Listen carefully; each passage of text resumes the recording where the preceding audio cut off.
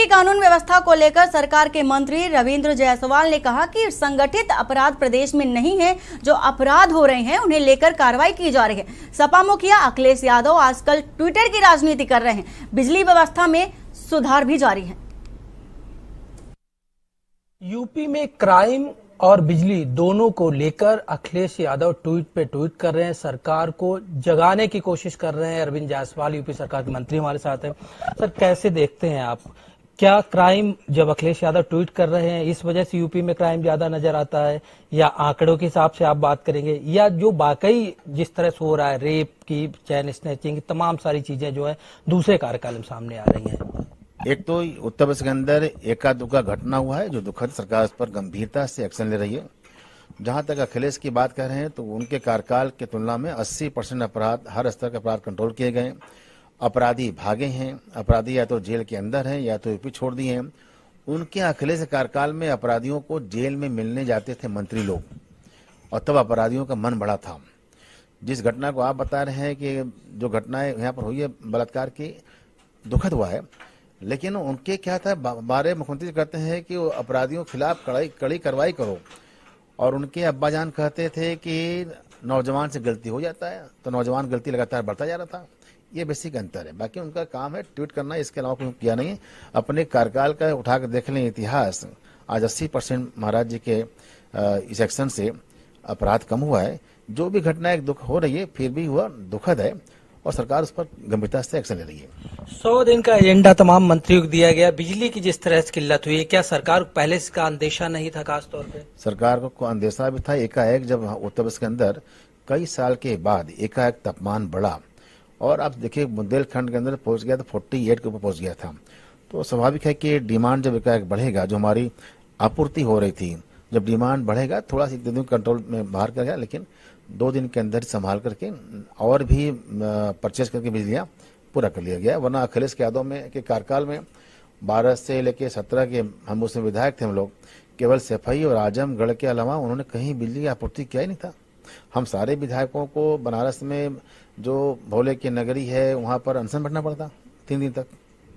अगर बात करें खास तौर पे जो 100 दिन का आप लोगों को एजेंडा दिया गया है, इस टाइम विभाग पहले भी आपके पास था, सरकार भी लगातार बजट को बढ़ाने की कोशिश कर रही है।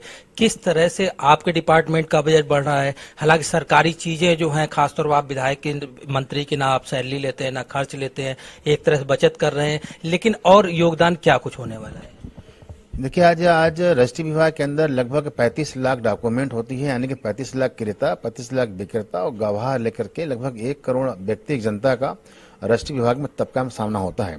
माननीय मुख्यमंत्री जी का यह निर्देश है कि इसको बढ़िया बनाया जाए, जैसे पासपोर्ट का ऑफिस होती है उस तरह उसका विकास किया जाए। सबसे पहले हम लोग करने जा रहे हैं 100 दिन के एजेंडे में कि पूरी ऑफिस पर हम लोग चला दें, टोकन सिस्टम लगा दिया जाए। टोकन सिस्टम में कोई आदमी आया, उनको टाइम मिलता है कि आपको इतने बजे आना है, और उस क्रम के हिसाब से वो आएंगे, वहां पर बिला वजह के भीड़ न लगा जाए। पॉइंट नंबर 1, सभी रजिस्ट्री ऑफिस के में लग रहे हैं कैमरे, और उनके कैमरे रिकॉर्डिंग के साथ साथ वॉइस करेंगे। उनका कंट्रोलिंग जिला मुख्यालय, प्रदेश मुख्यालय दोनों से होगा। अगर ऐसा कोई व्यक्ति है जो कहीं दिखाई पड़ रहा है, कुछ इब्बत है, तो उनको हम लोग कंट्रोल करने के लिए करा रहे हैं। सभी विभाग के कर्मचारियों को आई कार्ड अनिवार्य कर दिया गया, वो आई कार्ड पहन के ही वहां रहेंगे। डीएम को दिया गया है निर्देश कि बीच बीच में आप भी जाकर के रजिस्ट्री ऑफिस के अंदर वहां पर रेड करेंगे, और रेड करने के बाद अगर लगता है कोई बाहरी व्यक्ति वहां पर है जिसका उनको रोल नहीं है, तो इनको भी अरेस्ट करके इनको जेल भेजा जाएगा। रविंद्र जी, आखिरी सवाल, तमाम लोग जो हैं, चाहे विधायक हो, सांसद हो, मंत्री हो, पेंशन लेके भी सवाल उठाते हैं। आप पिछले कई सालों से बात करें तो विधायक रहते हुए भी सैलरी नहीं ले रहे, मंत्री रहते हुए भी सैलरी नहीं ले रहे, तो क्या कुछ संदेश देने की कोशिश हो रही है? हालांकि रेवेन्यू जो है वो कहीं ना कहीं सरकार के खाते में जा रहा है। देखिए, लोकतंत्र है, लोकतंत्र में अलग अलग पार्ट होते हैं। इंसान है तो जीविका है, और जीविका के लिए जीवन में नौकरी या व्यापार या खेती करना चाहिए। अगर आप तीनों में से कुछ नहीं कर रहे हैं, और फिर अगर राजनीति में आप हैं तो तनख्वाह लेना चाहिए। लेकिन अगर आपके पास खेती है, आपके पास अपना साधन जीविका का है, तो इसको छोड़ना चाहिए। मैं 10 साल 12 से 17 से लेकर 22 तक विधायक था।